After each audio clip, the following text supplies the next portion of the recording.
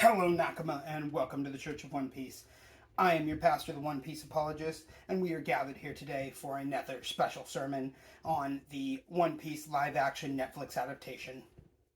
First, I do want to remind everyone that these videos will contain some spoilers for the entire live-action series, as well as spoilers for the entire series of One Piece as a whole, at least up to where the manga is now.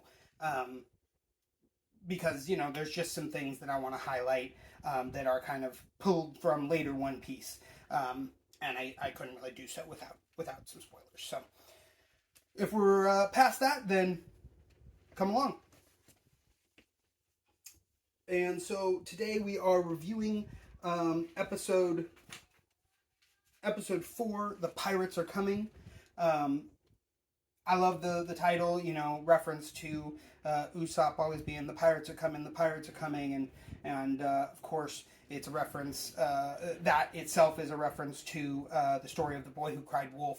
Of course, the boy who cried wolf didn't have a father who was a wolf, and that he really wanted to come back. So it's much sadder with Usopp, and I think they kind of directly stated that in the live action, whereas it's more just implied in the manga, but that he really wanted his father to come back. And so when he would run around saying the pirates are coming, it wasn't the pirates were actually coming, it was wishful thinking on his part, basically. I do think it was really specifically interesting that we were going to include Helmeppo in the Serp Village arc now, because as I kind of alluded to earlier, Helmeppo's father, Captain Axan Morgan, was the one who is supposedly responsible for defeating Captain Black Cat Kuro. But as we can see, Captain Black Cat Kuro was not defeated. Here he is, still running around, and he's trying to steal this young woman Kaya's money, right, and all that stuff.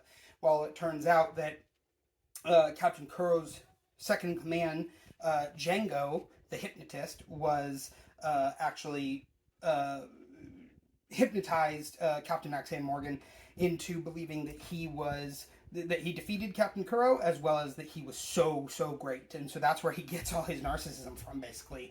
And I love that little B plot going on in the manga that isn't necessarily straightforward on that one, but yeah, I did. It was interesting to me then that Django was only present on the bounty posters, wanted posters back at Shellstown, because he is important to this story, even as they told it. Captain Kuro removed part of Axan Morgan's jaw, and it was only with Django's help that Morgan was able to be convinced that Morgan had won that battle, right? So yeah, but anyway. I will also just draw attention to the panda topiary in the background of Kaya's garden.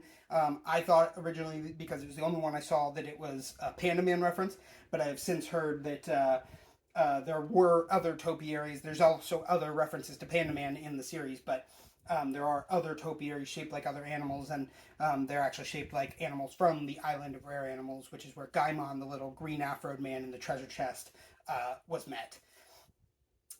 Unfortunately, Gaimon was not actually present in the live-action series, so nor do I think we'll meet his girlfriend, Sarfunkel, the girl who's stuck in a barrel. But Gaimon and Sarfunkel, I guess they're not technically super important to the story of One Piece. Sorry, guys. The addition of waiting for Kaya to come of age, I thought was really good, because it makes Kuro sitting around for 3 years and waiting just make a lot more sense, I think. Also, though, Kuro is such a creep. Ugh, gross. And I just, the way he talked, the way, all this, I was just like, ugh, gross. No, ooh, Luffy, can you hit this guy now? I don't think the actor did a bad job. I think the actor did a really great job. It was just, I found him so disgusting, and I really wanted him to get his punishment quickly,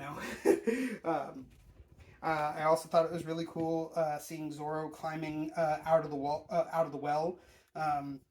Instead of doing the running up the oily hill, which I think would not come off super realistic in live action, he was climbing out of this well, which then also gives us the comparison to what Mihawk later says, and then Zoro later says to the octopus guy at Fishman Island, you're just a frog in a well, just this large creature. You think you're in charge of this small environment, but what happens when you get out into the greater world, really, right? And so it's cool to see him struggling, climbing up that well.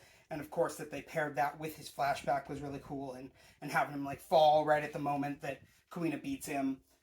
I just think it's a really cool. There was a lot of really cool cinematography and imagery used there, so I thought that was a really well done scene in that episode particularly.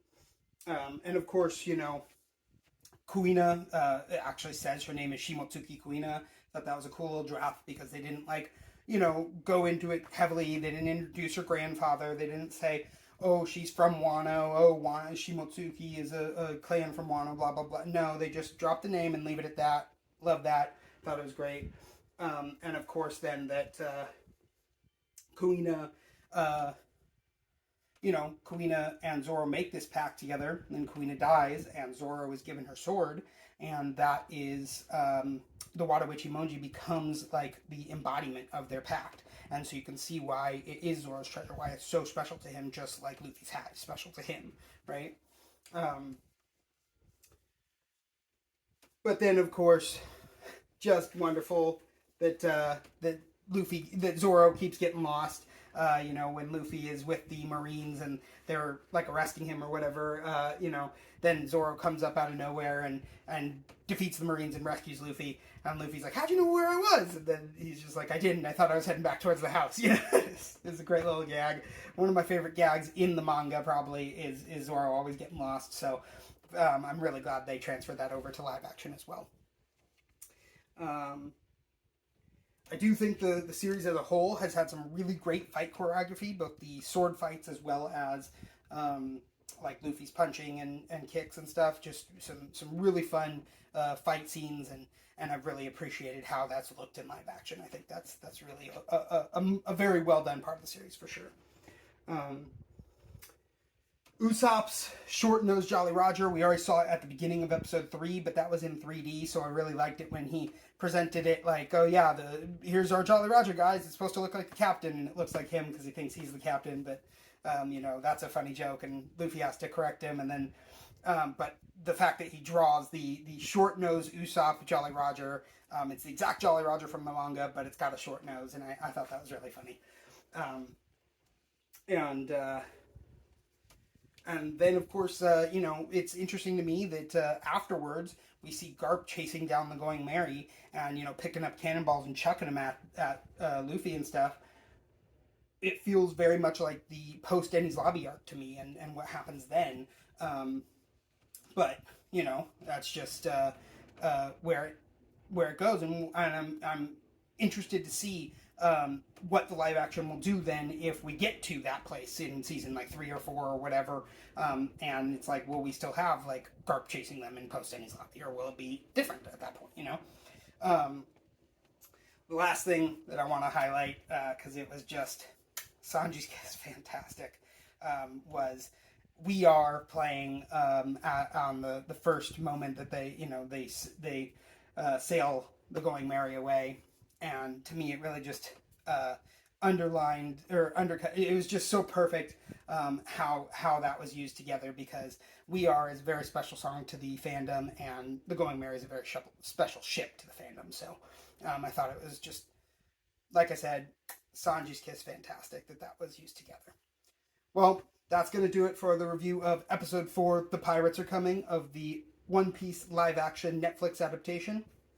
As always, One Piece be with you.